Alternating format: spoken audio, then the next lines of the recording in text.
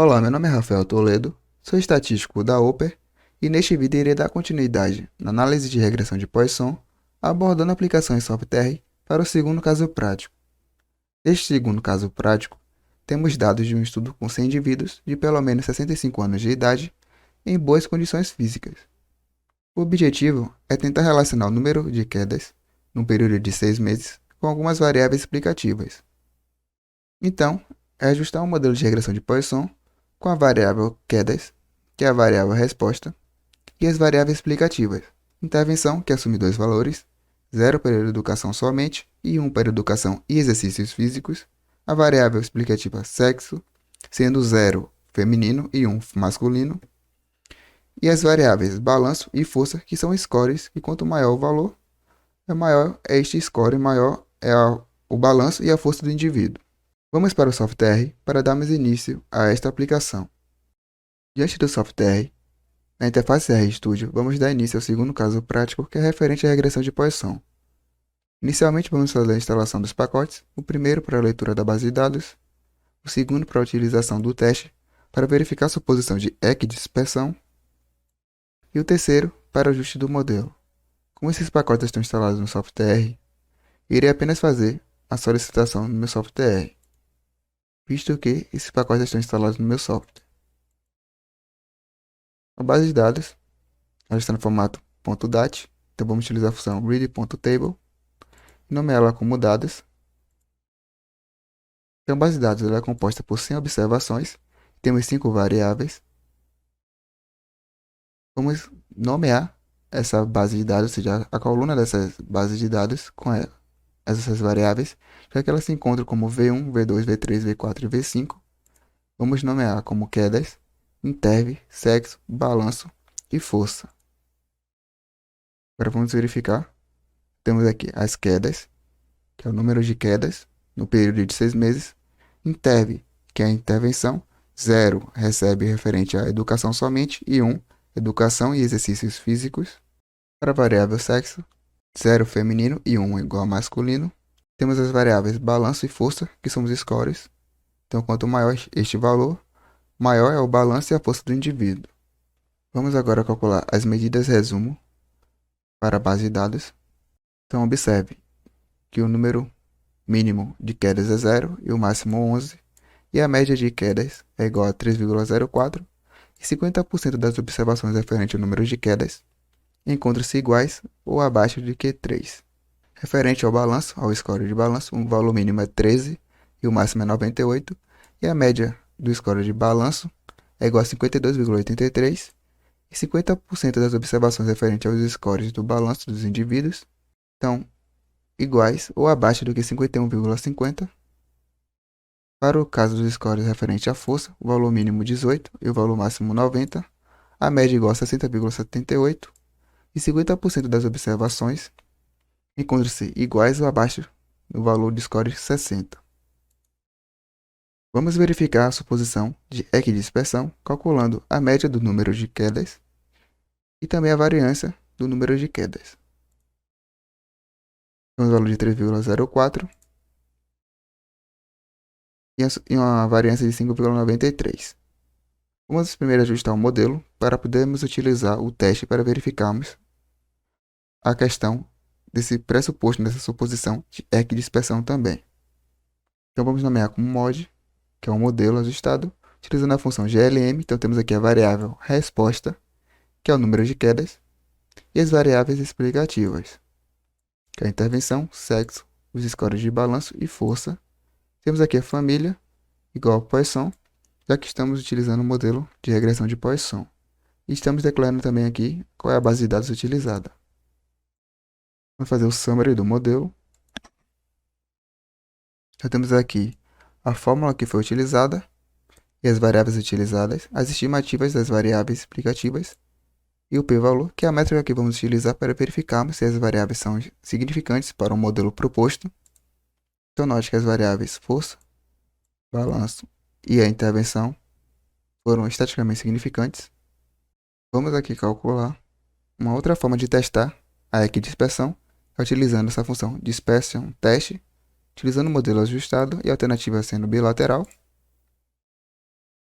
Na hipótese nula, significa que não ocorre a questão da violação da equidispersão, a suposição ela está sendo preservada, e na hipótese alternativa, ocorre a superdispersão ou a subdispersão.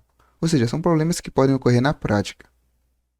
No caso da superdispersão, os dados exibem mais variação do que esperaria com base na distribuição de Poisson, e no caso da subdispersão, os dados exibem menos variação do que esperaria com base em uma distribuição Poisson.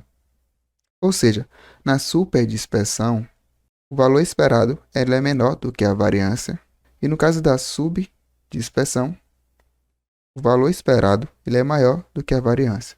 Observe que temos um p-valor de 0,74, que é maior do que o nível de significância. Então, desta forma, há evidências para não rejeitarmos a hipótese nula, ao nível de 5% de significância. Desta forma, a suposição de equidispersão está sendo preservada, ou seja, não está sendo violada.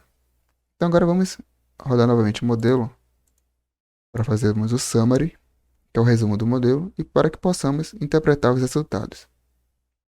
Vamos calcular aqui o exponencial do coeficiente dos modelos, para que possamos ter uma interpretação mais enriquecida, utilizando a interpretação de risco relativo. Então, temos aqui os resultados. Então, observe que existe uma diminuição de aproximadamente 65,68% no risco de queda para indivíduos com pelo menos 65 anos que têm educação e exercício físico, quando comparado com os que não fazem exercício físico. Ou seja, é referente a esta interpretação. Mas como chegamos neste valor? Bom, como este valor ele é menor do que 1, podemos utilizar esta função, ou seja, esta equação na verdade, subtraímos e multiplicamos por 100. Temos um valor em porcentagem que é 65,67. Aproximadamente 65,68%. Então, a interpretação repetindo, existe uma diminuição de aproximadamente 65,68% no risco de queda para indivíduos com pelo menos 65 anos que têm educação e exercício físico quando comparado com os indivíduos que não fazem atividade física. Agora, a segunda interpretação referente ao sexo, podemos também utilizar da mesma forma para facilitar a interpretação. Já temos um valor de 4,55%. Note que aqui temos um valor de 1, significa que a referência é o zero. Para este caso aqui da intervenção, como eu havia falado, são os indivíduos que não fazem exercício físico. E neste caso aqui, temos o valor 1, ou seja, a referência é o zero, então a referência são os indivíduos do sexo feminino. Então vamos fazer a interpretação. Temos o valor aqui de 4,55%, o que isso significa? Em relação ao sexo, existe uma diminuição de aproximadamente 4,55% no risco de queda para indivíduos com pelo menos 65 anos para o sexo feminino, se comparado aos indivíduos do sexo feminino. Conforme eu falei, é a categoria de referência que é o sexo feminino. Então, interpretamos com base na categoria de referência. Agora, para o score referente ao balanço, o aumento de uma unidade no score do balanço, existe um aumento de 0,95% no risco de queda para os indivíduos com pelo menos 65 anos de idade.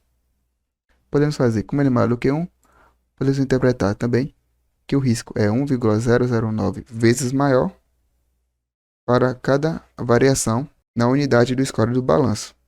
Mas outra interpretação, como eu fiz a primeira, podemos utilizar a mesma equação, só que como este valor é maior do que 1, vamos subtrair por 1 e multiplicar por 100. E temos um valor de 0,95. Então, repetindo a interpretação, o aumento de uma unidade no score do balanço, existe um aumento de 0,95% no risco de queda para os indivíduos com pelo menos 65 anos de idade. Vamos fazer para o score de força.